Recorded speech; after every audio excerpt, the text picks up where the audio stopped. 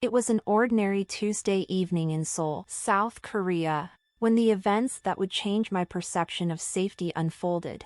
I had just finished a long shift at a nearby cafe and was making my way home. As I stepped out onto the quiet street, the city felt eerily still.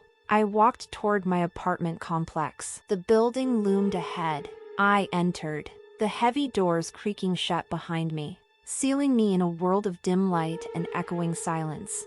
I pressed the button for the elevator, tapping my foot anxiously, hoping to escape the oppressive atmosphere. The elevator doors opened with a dull thud, and I stepped inside, feeling a momentary sense of relief. But just as the doors were about to close, a figure darted into the elevator beside me. A man clad in a bright red hoodie. He was tall, his face shadowed, but I could sense an unsettling energy radiating from him. "Sorry for scaring you," he said, his voice low and gravelly, lacking warmth. He didn't meet my gaze. Instead, his eyes remained focused downward, shrouded in darkness. "Which floor?" he asked, his tone strangely casual. The 5th floor," I replied, my voice barely above a whisper. He pressed the button for my floor, then pressed the one below it. As the elevator lurched into motion, a tense silence enveloped us.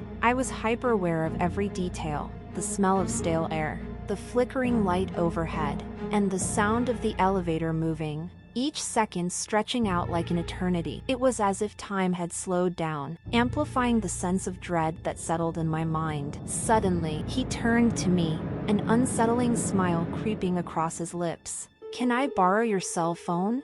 he asked. Alarm bells rang in my mind. Why would he need my phone? I instinctively stepped back, pressing myself against the cold metal wall of the elevator. "No, I'm sorry," I said firmly. I felt trapped, isolated in the small space with a stranger. Seconds felt like hours as we stood there in silence, my anxiety skyrocketing. I glanced at the digital display above the door, moving too slowly, the numbers creeping higher. Then, without warning, the elevator stopped, jolting me from my thoughts. I nearly stumbled but caught myself. The doors slid open, revealing a darkened hallway leading to an empty floor. The man took a step toward the opening and slowly turned to face me. His expression was chilling, his gaze fixed on me, devoid of any warmth or empathy. For a moment, I was paralyzed with fear, unable to look away, the tension in the air suffocating me.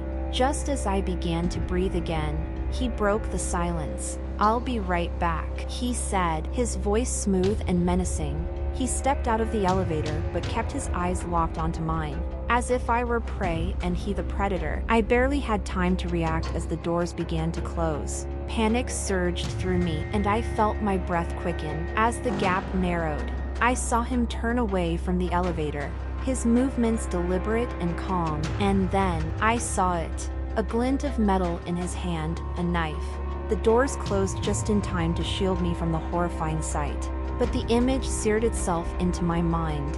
My heart raced as I pressed the button for my floor repeatedly, my mind racing with terrifying thoughts. What was he planning? Why was he carrying a knife? Finally, the elevator started moving again, and I frantically pressed the button for the 5th floor. I felt trapped, like I was in a nightmare I couldn't wake up from. Each ding of the elevator felt like a countdown to something horrible. Would he be waiting for me? What if he knew which apartment was mine? When the doors opened on my floor, I hesitated, peering into the dimly lit hallway. My pulse thundered in my ears, and for a moment, I considered just staying inside the elevator. Gathering every ounce of courage, I stepped out, glancing nervously around. I rushed toward my apartment, the keys trembling in my hands. The hallway felt impossibly long.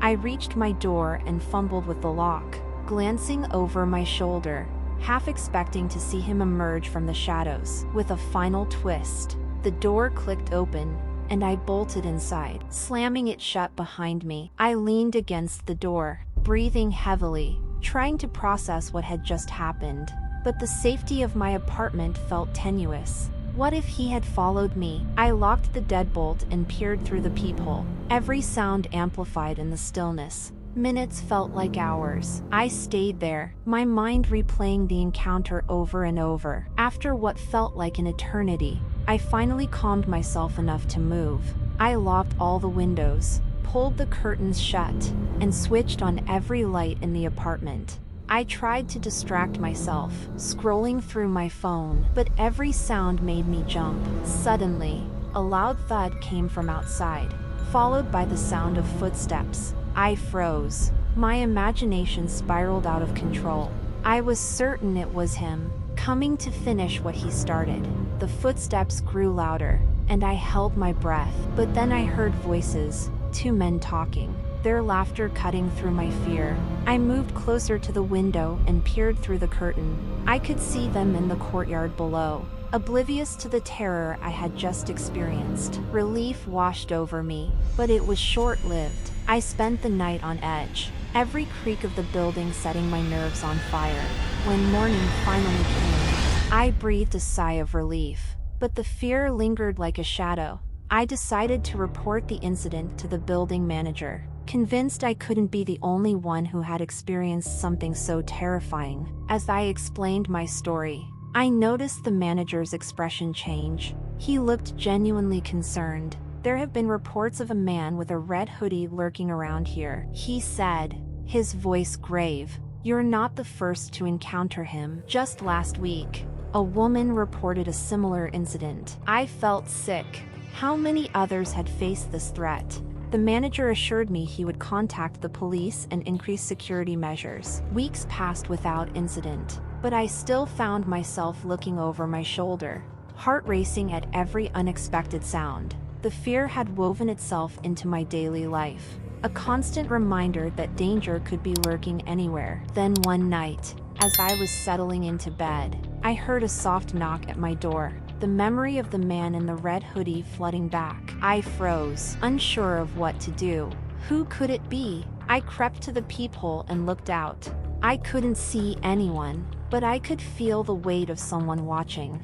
I grabbed my phone and dialed the police, my hands shaking. I waited in silence. The knocking came again. I felt tears prick my eyes, terror coursing through my veins. When the police finally arrived, they found nothing. I opened the door, still trembling, and thanked them, but they left me with a warning: always stay vigilant. Never let your guard down. I returned to my apartment, aware that danger lurked just outside my door. In the months that followed, I tried to reclaim my life, but the memory of that night haunted me. I began to avoid the elevator, taking the stairs instead.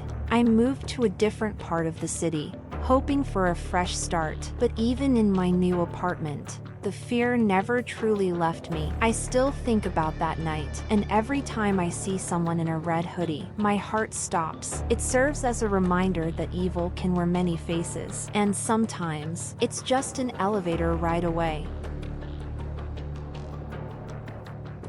Love what you see? Then subscribe us and hit the bell icon to keep up to date, and make sure you like the video. If you have a real horror story that you want to share, please email it to us. Our email is as follows: official@gmail.com.